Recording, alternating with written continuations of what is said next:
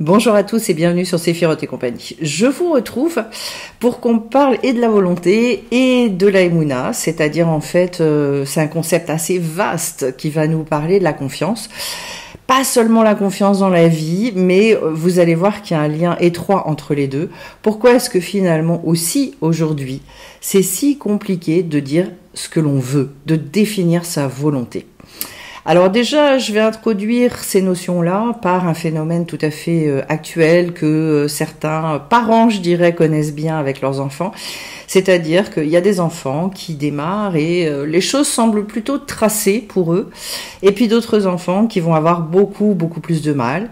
Voire des fois des enfants qui partent, tout semble tracé, qui parfois passent certains diplômes et au moment de rentrer dans la vie active, finalement vont en vivre éventuellement une expérience pour se rendre compte que ça n'est pas forcément ce qu'ils voulaient faire et donc vont tout remettre en question. Alors on est là sur un phénomène générationnel qui est très puissant, très fort, puisqu'en fait, cette nouvelle génération va se poser des questions existentielles beaucoup plus fortes qu'auparavant.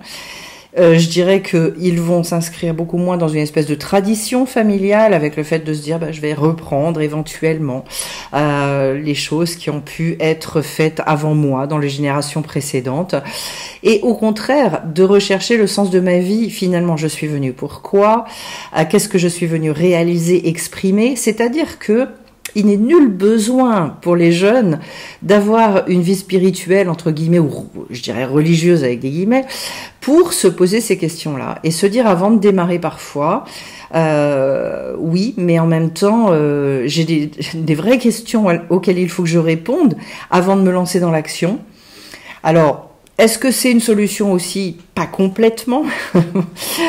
Tout ça est subtil, mais en tout cas, c'est le marqueur de notre époque.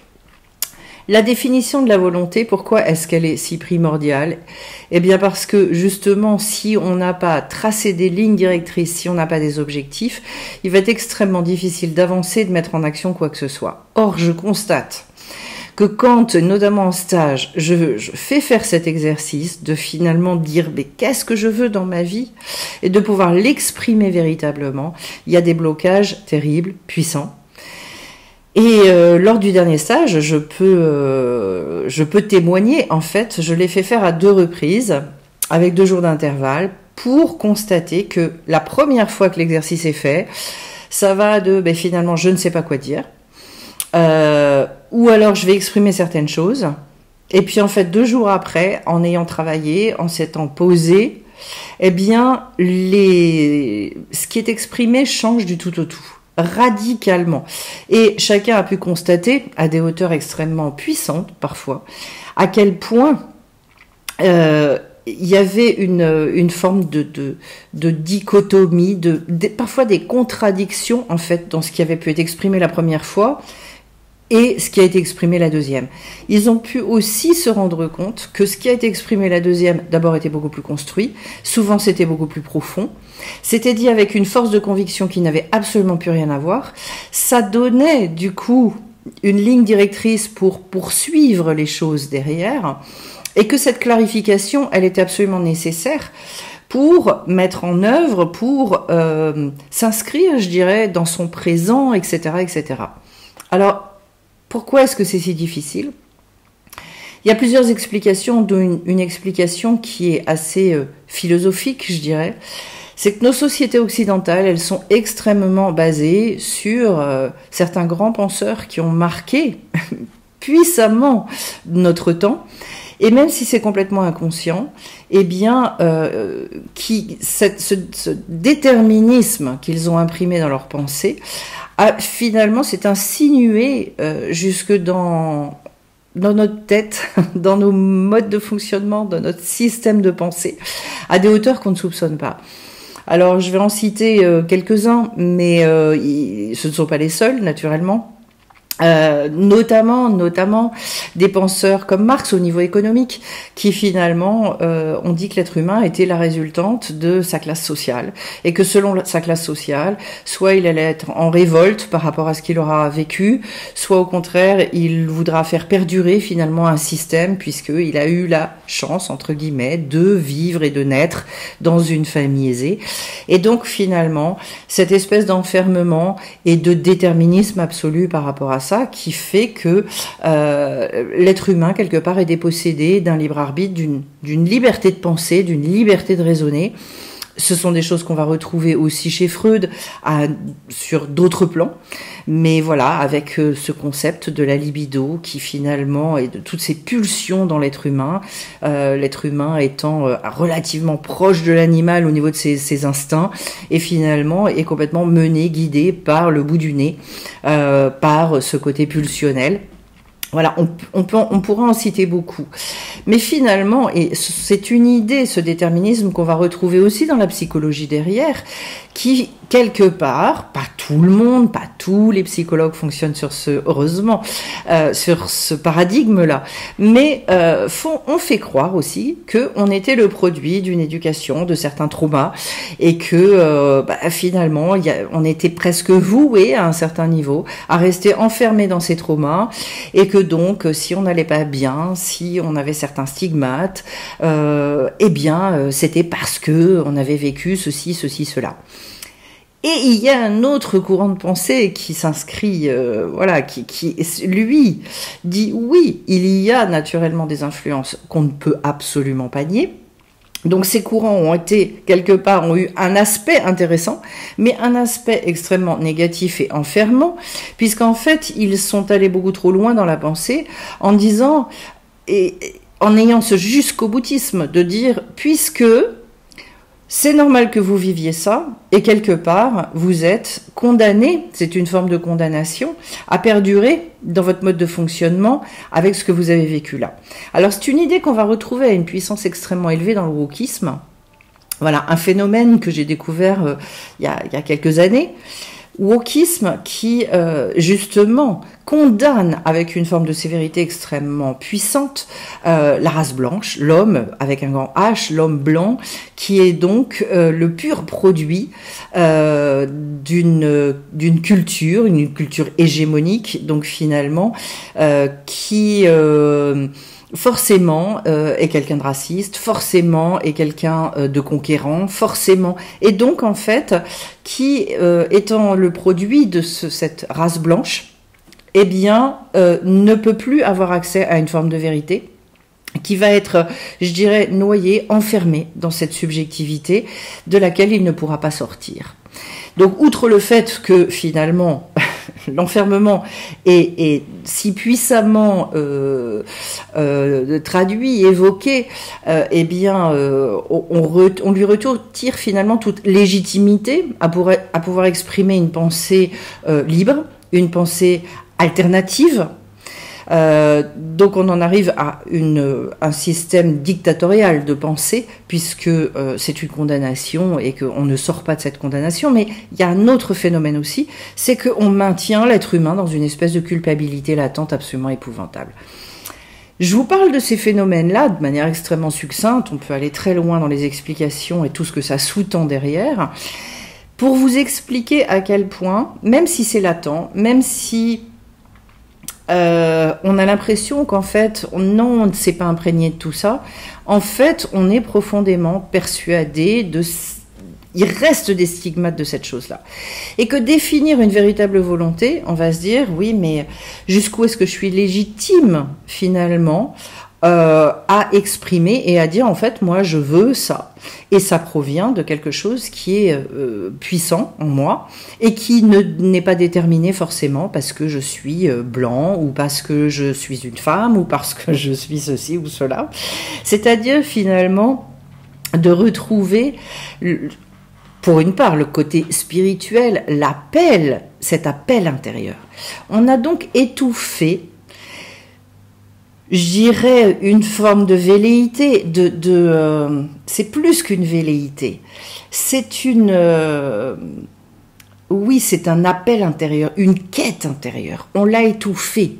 Ce qui maintient d'ailleurs la plupart des êtres humains dans une forme d'apathie, de désespoir, de se dire mais à quoi bon finalement, à quoi sert la vie? Donc il y a une perte de sens derrière qui est absolument énorme. Et là où on ne peut pas nier ce phénomène, c'est que quand j'en arrive à cette question un petit peu fatidique vis-à-vis de quelqu'un, finalement, vous voulez quoi? Et là, ça va d'une espèce de silence et de vide intersidéral, avec des fois des remontées émotionnelles extrêmement puissantes, en se disant, mais une question aussi simple, je ne suis pas capable de répondre. Ça va de ça à finalement l'expression d'une volonté qui n'est absolument pas en justesse avec la personne. Elle va penser que, en fait, elle veut certaines choses, parce que ces choses-là qui sont souvent dans l'extériorité, dans la matérialité, pourraient régler des problèmes beaucoup plus, ou des questionnements intérieurs beaucoup plus puissants. D'ailleurs, ce qui est très intéressant, c'est que c'est exactement comme ça que fonctionne la société occidentale, à savoir que justement, ayant privé l'homme d'une liberté intérieure, d'un véritable libre arbitre, il va, pour lui donner l'illusion d'avoir la liberté, lui proposer une société de consommation dans laquelle il va y avoir pléthore de choses. Donc des choix qui d'ailleurs confinent parfois au ridicule, parce que quand vous vous retrouvez devant le rayon yaourt et que vous avez 90 yaourts devant vous, en fait vous vous dites ok, mais enfin oui, tout ça pour ça. Donc on a là, qui en plus sont, je dirais, inhibiteurs de créativité, parce que franchement, voilà, le yaourt aux fruits, on met un fruit dedans, ou on met de la confiture. Mais outre cette chose-là, c'est le fait de donner cette illusion, finalement, que l'homme reste libre. Alors qu'en fait, la liberté ne se situe absolument pas là. Et donc, il n'y a d'un côté plus aucune volonté propre qui puisse s'exprimer. On a mis l'homme au niveau du mental dans une sensation de déterminisme total. Mais en revanche, on l'a enchaîné à des choses dans la matérialité qui l'entraînent à multiplier des désirs, à multiplier des questionnements qui finalement sont, je dirais, assez inconséquents et dont on se fiche relativement.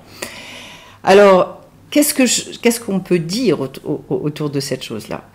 C'est qu'une fois que l'être humain il est privé finalement de cette capacité de ressentir cette liberté profonde à l'intérieur, il est privé de ce désir puissant, cet appel à rechercher du sens, à comprendre pourquoi il est venu, qu'est-ce qu'il est venu réaliser dans cette vie. On en arrive à une réflexion française qu'on entend très très souvent, que j'ai encore entendu il y a quelques jours dans la bouche d'une personne, qui disait de toute façon nul n'est irremplaçable. Eh bien, le nul n'est irremplaçable est une pensée marxiste par excellence. C'est-à-dire, finalement, à partir du moment où on se met au service d'une collectivité, si c'est pas toi qui le fais, ce sera quelqu'un d'autre. Autrement dit, c'est une négation de l'individu à des degrés qui sont extrêmement forts. Et donc, si par essence, que ce soit toi ou que ce soit quelqu'un d'autre qui le fasse, on s'en fiche parce que ce sera de toute façon la même chose.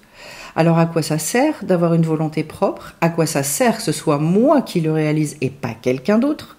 Ça ne sert plus à rien.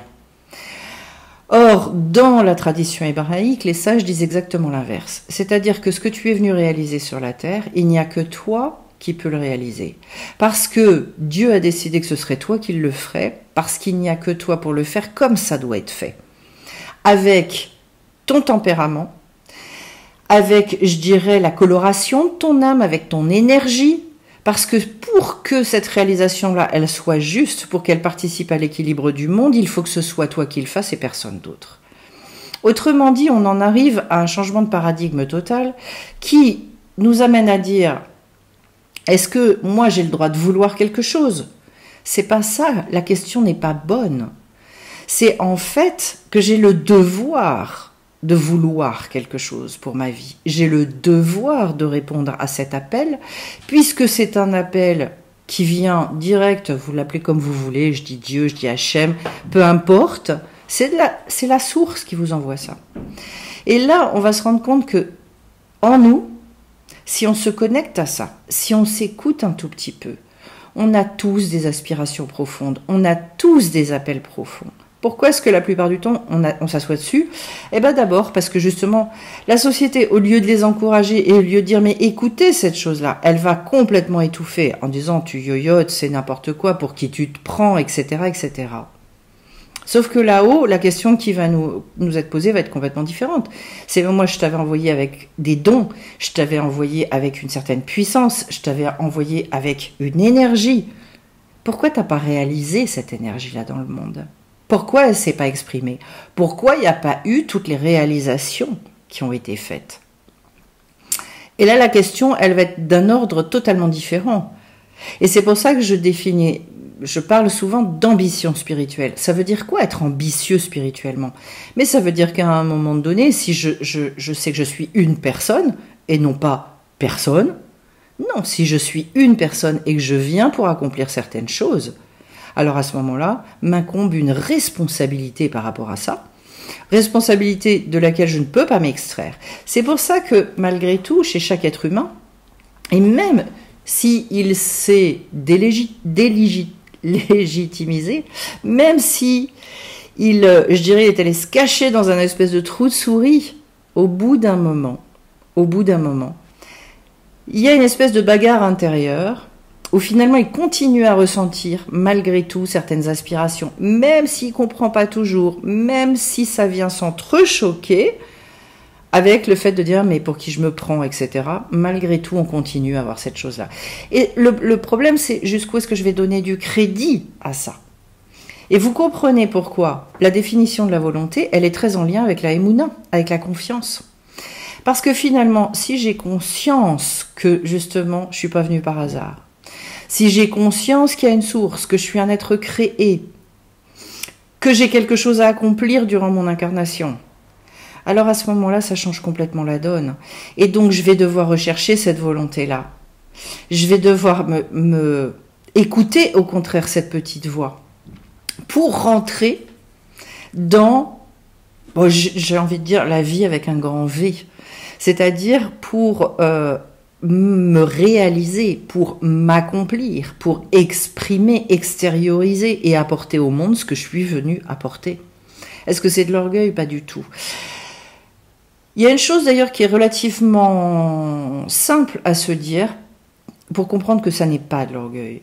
Ça n'est pas de l'orgueil à partir du moment où on se met au service de cette chose-là.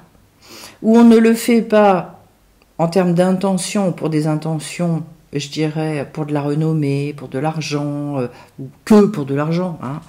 C'est-à-dire, jusqu'où est-ce que ma motivation, c'est précisément, moi, d'accomplir et de venir apporter au monde quelque chose. Si je le fais que pour moi, forcément, c'est différent. Mais si je le fais aussi dans un sens altruiste, ça change la donne, ça change tout.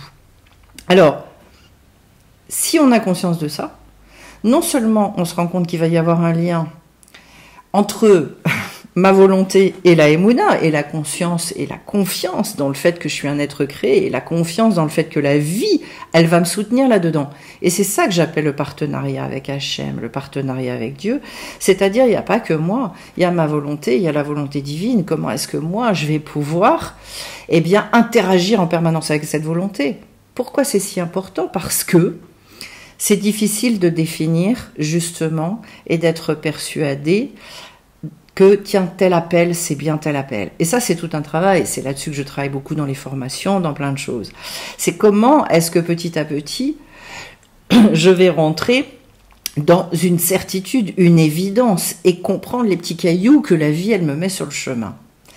L'autre chose par ricochet qui est très intéressante, c'est qu'en fait, si je comprends cette chose-là, et que je commence à avoir confiance en Dieu, par ricochet, je vais avoir confiance en moi. Parce que si j'ai conscience que effectivement je suis un être créé, si j'ai été créé de cette manière-là, c'est parce que Dieu l'a voulu. Si je me connecte à mes dons spécifiques, à mon tempérament, que j'apprends à me connaître, que je me fais véritablement, que je fais confiance dans la source, alors à ce moment-là, je vais me dire donc il n'y a pas de hasard. Si je suis comme ça, c'est ça que j'ai à exprimer. Donc il n'y a plus cette histoire de mais pour qui je me prends? Il n'y a plus cette question de la légitimité à l'intérieur de soi. Et donc en fait, il y a à un moment donné un espèce de renversement de la manière dont je vais me percevoir, un renversement dans la manière dont je vais percevoir la vie, un positionnement, une posture qui va se mettre en place, où effectivement, je vais me mettre en adulte et je vais me dire, donc là, on attend quoi de moi? Qu'est-ce qui se passe? Et quelle est je dirais, la réaction, l'action, le positionnement que je dois avoir par rapport à ça, en fonction du stade où j'en suis, de ma justesse intérieure, etc., etc. Ça me fait énormément grandir. Et c'est pour ça aussi qu'il y a une espèce de confort à rester dans le fait de penser que tout est déterminé par avance, de se dire que de toute façon, finalement, je n'ai pas tellement à exprimer ma volonté propre, etc., etc. Ce phénomène-là, c'est un phénomène qui, pour moi, est à la base d'abord de la maturité, est à la base également de l'accès à la vie. Parce qu'en fait, tant qu'on n'a pas compris cette chose-là, tant qu'on ne développe pas ce partenariat avec le divin, avec la vie, eh bien, justement, on n'a pas encore éclos, on n'est pas encore né. Et donc, en fait, on a toujours l'impression de subir et d'être dans une forme d'impuissance face aux événements, face aux autres. Je dirais même face à soi-même. Il y a une espèce de fatalité, oui, je suis comme ça, etc. Non, non, non. D'abord, la plupart du temps, je veux dire, comme on est et qu'on n'est pas encore fini du tout, on est avec un potentiel, mais un potentiel qui est à explorer et à exploiter, eh bien justement, on va naître et ça va se développer au fur et à mesure et on va se découvrir de plus en plus. Et je profite à ce moment-là pour vous dire que beaucoup de gens, surtout jeunes, se posent la question, c'est quoi ma mission de vie? Et que j'explique souvent que la mission de vie, c'est quelque chose qui se déploie. C'est quelque chose qui va se découvrir au fur et à mesure. Il va y avoir, c'est Kinder Surprise, l'histoire. C'est-à-dire que petit à petit, il va y avoir quelque chose, je dirais comme le puzzle, on va avoir des pièces qui vont se mettre en place et au début, on a une image qui est pleine de trous. Donc on ne comprend pas. Et petit à petit, le but, c'est d'aller compléter et de mettre les pièces du puzzle aux bons endroits pour se dire, ah oui, le tableau, là, il commence à prendre forme. Je commence à comprendre ce pourquoi je suis venu. Ce sont des choses aussi qu'on peut largement être aidé en faisant ce que moi j'appelle des réécritures de vie, c'est-à-dire de regarder tout son parcours, parce qu'en fait, souvent, il y a des choses qui émergent qui sont extrêmement puissantes. Voilà. Vous comprenez donc pourquoi il y a un lien très puissant et qu'à partir du moment où vous n'avez pas défini votre volonté, ça veut dire que de toute façon, vous ne pouvez pas rentrer dans la confiance. Et que si vous n'avez pas compris à quel point vous pouvez avoir confiance dans la vie et à quel point vous allez devoir expérimenter cette confiance, parce que c'est pas aveuglément qu'on va faire confiance, surtout dans des choses qui sont invisibles, eh bien alors à ce moment-là, vous ne pourrez pas non plus définir véritablement la volonté, votre volonté. Il y a beaucoup à dire sur ce sujet-là, mais je vais m'arrêter là. Et avant de vous quitter, je vais préciser plusieurs choses sur l'actualité de Séphiroth. La première actualité, c'est déjà le zoom que je vais faire, puisque j'ai une internaute qui m'a demandé, et je préfère vous voir en zoom dans le cadre des interactions, un zoom sur le monde du subtil. J'ai fait une vidéo dessus. Et donc, si ça vous intéresse, vous m'envoyez un mail sur sephiroth-et-compagnie@gmail.com. Je vous inscris, vous recevez le lien dans la journée et le soir, on se retrouve à 19h et vous pouvez me poser toutes vos questions sur le monde du subtil. J'ai parlé d'énergie, j'ai parlé de plein de choses pour le redéfinir et pour se rendre compte que c'est beaucoup moins ésotérique que ce que l'on peut penser. Voilà. Deuxième chose, une formation sur la Emouna qui va démarrer mardi prochain. Mardi, donc on sera le 2 juillet à 19h par Zoom, 4 ateliers de 2 heures sur le sujet. C'est un sujet qui est énorme, qui peut changer votre vie. Pourquoi? Parce que comprendre ce qu'on peut obtenir quand on développe cette Emouna, en fait, c'est là qu'on va pouvoir réaliser des choses dans notre vie qui nous dépassent, qui en plus nous mettent en joie et qui véritablement nous donnent accès à la vie avec un grand V. Ensuite, je fais un atelier tirage le jour de la pleine lune, donc cette fois-ci le 21 juillet. 21 juillet à 14h30, ce sera un dimanche, je vais faire un atelier qui va être un atelier de tirage. Donc pour ceux qui connaissent un peu l'arbre des séphirotes, qui ont fait les formations avec moi, c'est vraiment pour, vous venez avec une question, ça vous entraîne et ça permet de, en plus de s'approprier l'arbre, de plein de choses. Au fur et à mesure de grandir avec ça, il y a le stage qui a lieu du 8 au 11 août. Donc un stage toujours pour réaliser son potentiel, pour l'exprimer, le faire sortir. Et cette fois-ci, je vais le faire sous l'angle de la tendresse et de l'humour, pour finalement beaucoup, je dirais, ce sont des outils extrêmement puissants dont je parle dans mon livre sur le pouvoir des inclassables, pour dédramatiser, pour sortir de certains enfermements, pour avoir un autre regard sur la vie. Donc il y aura des exercices spécifiques qui iront dans ce sens-là. Si ça vous intéresse, c'est dans les Bouches-du-Rhône, près de Salon de Provence. J'ai juste oublié une dernière chose, c'est la nouvelle lune le 6, donc c'est un samedi. Le 6, oui c'est ça, le 6 juillet, nouvelle lune. Et là, comme d'habitude, il y a l'atelier qui aura lieu. Je vais définir une heure, je ne l'ai pas encore fait. Mais atelier par Zoom, pour ceux que ça intéresse, vous allez réserver également sur sephirotetcompagnie.com. Voilà, donc plein de choses sur ce mois de juillet, dont une formation qui pour moi est fondamentale, c'est comme la Teshuvah, la formation sur la Emouna. Je vous retrouve bien vite sur la chaîne. Merci à ceux qui me laissent des likes, qui me mettent des petits commentaires. Et on se retrouve bien vite. Au revoir à tous.